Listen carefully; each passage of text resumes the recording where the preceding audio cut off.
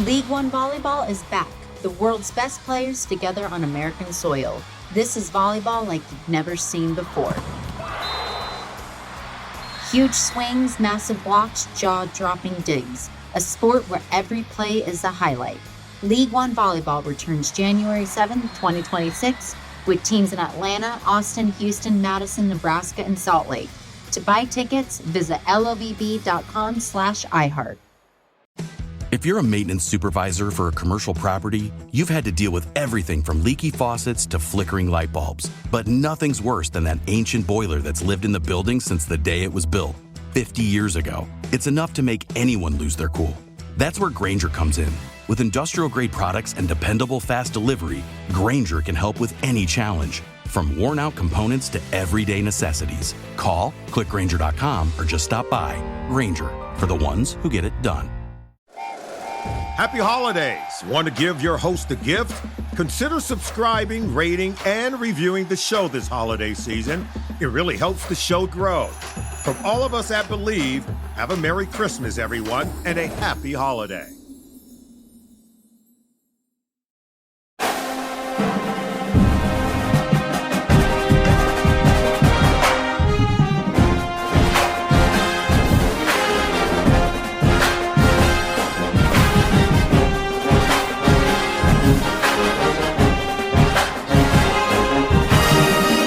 What's going on, LAFB family? Before we get to the show, got to tell you about my friends over at Sleeper, the number one sports app right now, and not just for season-long fantasy. They have daily game updates. They have a live chat that you can chat with other users. Plus, my favorite part is the daily fantasy feature, which is similar to a pick'em. You just choose 2 or more players across any sport. Choose more or less in whatever sport that may be. So if it's football, more or less touchdowns.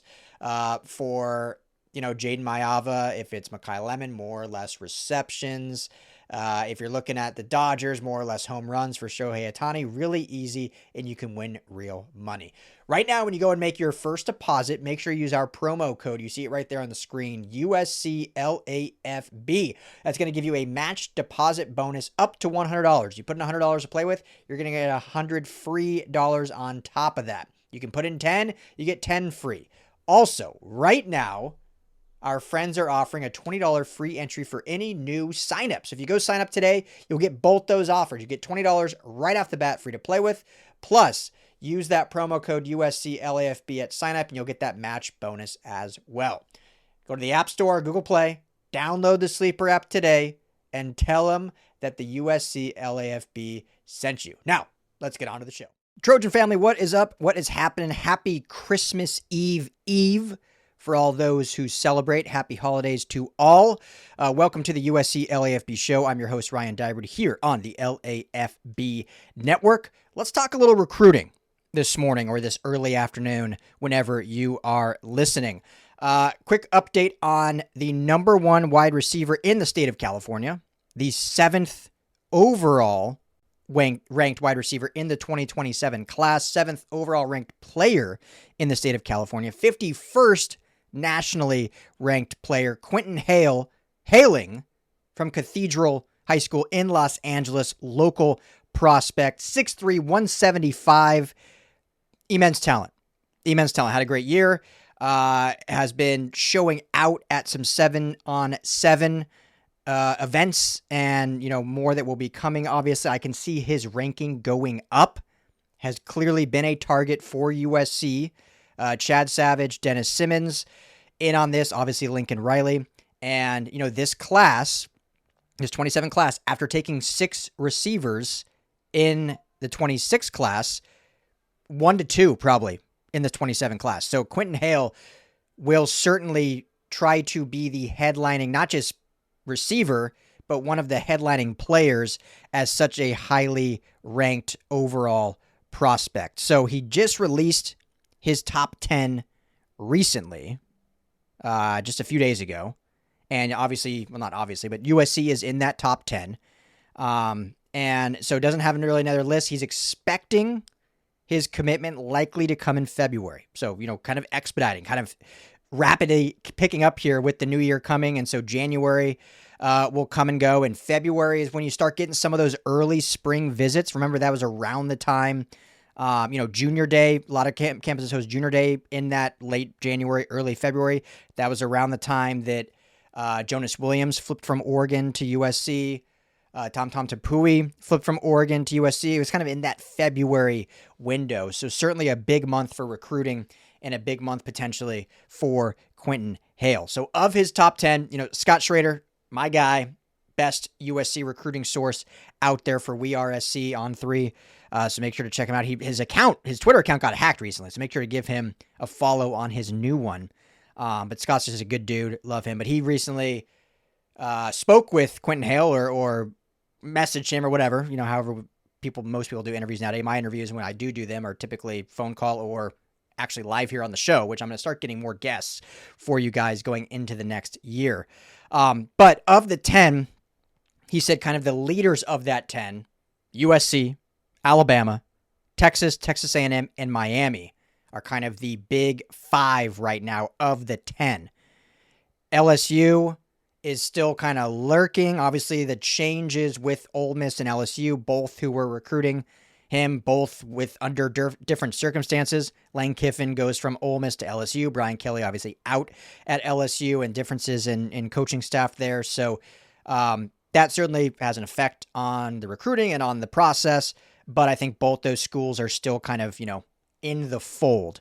But USC, to me, certainly at the top, I think they would be the team to beat. It would kind of take them saying, oh, we're going to go in a different direction. Now, obviously, this is a young man that's going to take visits, see all that is to offer as one of the top receivers in the country, as he should. But if USC is all in on him, I ultimately believe, and this is not some prediction, so don't take this at face value. I'm not putting in a crystal ball right now, but I think there's enough momentum and enough value with what receivers do at USC that if USC is all in, that they can get this commitment to happen. So, in this article, this is really good one. I'll post the link below of this interview with Schrader, talking about relationships and talking about priority of development and a path to the NFL. A lot of these kids, I would say the bulk of them, in this age of NIL, everyone's talking about chasing the bag, right? I would still say the bulk of players' priority is relationships and getting to the NFL. I would say right under that is competing for national championships. I think that's still very valuable to a lot of these kids. And then after that is NIL. Now, that doesn't mean they're not going to, them and all their reps and parents and whoever are not going to be looking for a competitive NIL offer. You're not going to go and just say, hey, yeah, I'll just play for free in this era when I can get paid for it. So that's certainly still a thing. But I don't think the majority, there are some out there, not saying any names, but there definitely are some out there like, hey, how much can I just get the most I can get? I don't care where it's at. Let me get the most I can get. And hey, more power to them. But I think the majority are still there about development, getting the NFL, competing at a high level, potentially for a national championship, and then NIL is kind of third on that tier. I think Hale kind of falls into that line. He says, my goal is to go to the NFL. So development, that's really it. Goes on to say, you see receivers like Makai Lemon and Jacoby Lane, first-year receivers. My goal is to be a first-year receiver too. Something USC has been able to implement kind of over the course of the Lincoln Riley era is actually having freshman receivers make an impact in the year. Now, Makai Lemon and Jacoby Lane, I wouldn't say were as impactful their freshman year. I think that the most impactful freshman of that class was Zachariah Branch. We saw Makai Lemon here and there. Like I mentioned a few videos ago, we saw him as a corner just out of necessity late in the season because of injury. And then him and Jacoby Lane kind of broke out in the bowl game at the Holiday Bowl. And that's where we really saw like, ooh, okay, we got some talent here in that freshman room. And so I think that's where we saw. But Zachariah Branch played a lot. Deuce Robinson definitely played some as a freshman. And then obviously you have this year with Tanook Hines not just playing as a freshman, but being a starter next to Lane and Lemon and having some big games, having that monster game against Oregon on a giant stage in Eugene. Players notice that. Like you don't want, as I've said many times, like It's going to be really hard to be a national title contender if half your roster is freshmen starting. Like you need viable players who have played a lot of reps and experience. But having 2 to 3 to 4 impact freshmen is healthy. It's not just good for the current team, but it's good for the future of the program, because then all those guys you're recruiting are saying, hey, look, you have an opportunity to play right off the bat. You come in and compete, iron sharpens iron, you can get on the field. So Hale is certainly noticing that. He says they're developing receivers. That's gold. Mackay just won the Biletnikoff. That means they're developing receivers at USC. Those awards mean a lot. They mean a lot to recruits. I think they mean a lot to fans, obviously. But Caleb Williams winning the Heisman, being a first overall pick. Mackay Lemon winning the Biletnikoff. He's going to be a first-round pick. Countless other, Bishop Fitzgerald All-American when he comes here to USC. That shows development. And while opposing fan bases will look at the record and, it hasn't been good enough, it's improved. It hasn't been good enough, but it's improved. But that's what they'll point to. Players are absolutely getting developed. And specifically at the receiver position, we're seeing it in spades. So one of the other big things is they talk to current players. I mean, if you're going to make a big lifetime decision in any career, you want to talk to some of the employees that are already there, right? What's the culture like? What's the atmosphere like? What's the living situation like? What do you do on weekends? What's the coaching to player relationships look like? What are the meals like? Like, you're going to ask all these questions about who's already there because they're going to paint the biggest picture for you. You might talk to past alum as well. Like, hey, what was your experience like? Because coaches can say as much as they want to sell you, but, it's going to take the people that are in it, the workers, the employees, the players that are in it, to going to be real. And this, I've said this many times, this has been the theme with this staff, coaching and front office, in terms of recruiting. And honesty matters, no sugarcoating, no sales pitch, just reality. He said, they give me advice, they tell me it's not going to be easy. I've said that theme for many times. Chad Bowden's told guys, hey, we're an 8 to 9 win team this year. How many coaches say that? Every coach is saying, yeah, we're competing for a natty. Like, they're being very honest about, hey, this is where we are. This is where you can help take us, because we're going there regardless. Do you want to be on board?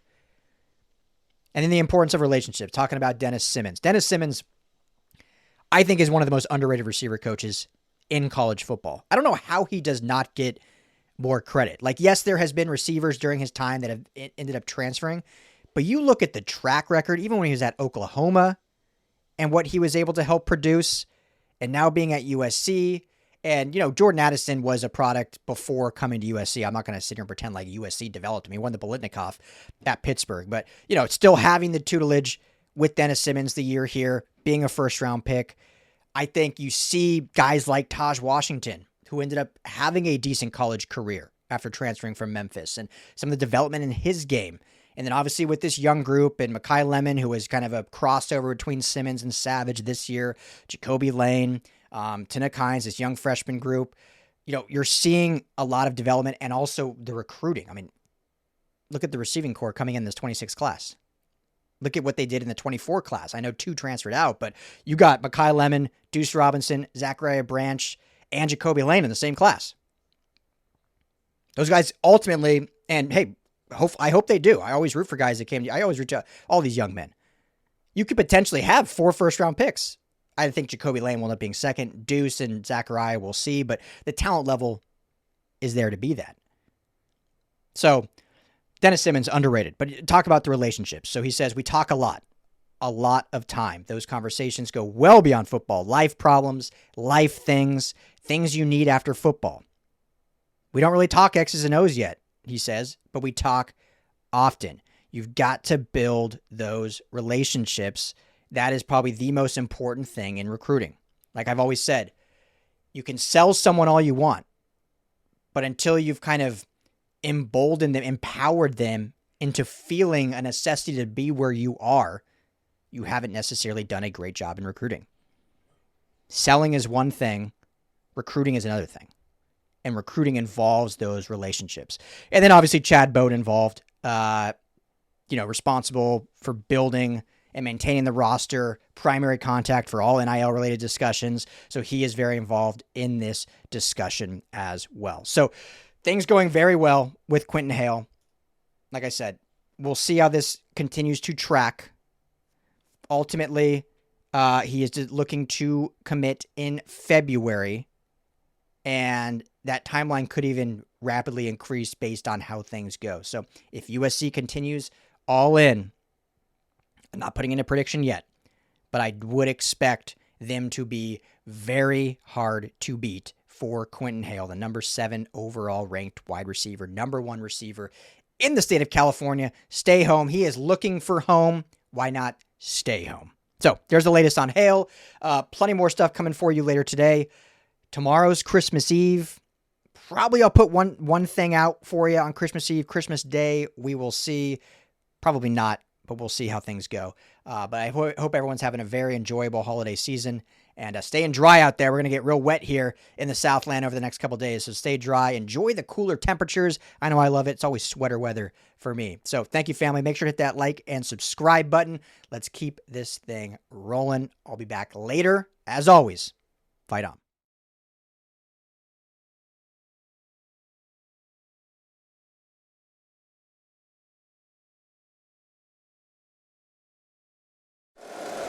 If you like the show, please take a moment to rate, review, and subscribe. It really does help the show to grow. Thank you for listening.